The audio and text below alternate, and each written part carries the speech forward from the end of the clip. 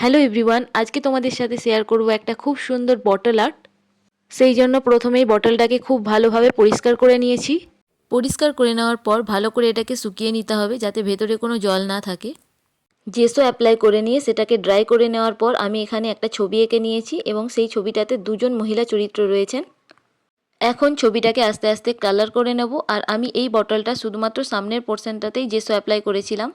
আমি এখানে চোখের বালি সিনেমার একটি দৃশ্য উপস্থাপন করার চেষ্টা করেছি। বটল আর্ট করার ইচ্ছে আমার অনেক দিন ধরেই ছিল। তোমরা দেখে জানিও বটল আর্টটা কেমন হয়েছে, আর যদি ভালো লাগে তাহলে অবশ্যই একটা লাইক করো। বটলের পেছনের যে খালি পোর্শনটা আছে সেখানে আমি 3D আউটলাইনার দিয়ে আউটলাইন করে নিয়ে গ্লাস কালার ইউজ করব। 3D আউটলাইনার ড্রাই হতে কিছুটা সময় লাগে, সেই জন্য আমি ওভারনাইট এই বটলটাকে ছেড়ে দিয়েছিলাম এবং পরের দিন গ্লাস কালার ইউজ করেছি। পিকচারের বর্ডার এরিয়াটা আমি কিছু ডট আর কিছু কলকা ড্র করে নিয়েছি। আর এখন বটলের ওপরের খালি পোর্শনটাতে ফেভিকলের সাহায্যে রেড কালারের উল জড়িয়ে নেব। লাস্টলি ভার্নিশ অ্যাপ্লাই করে বটল আর্টটা কমপ্লিট করে নিয়েছি, আর এটা হচ্ছে ফাইনাল লুক।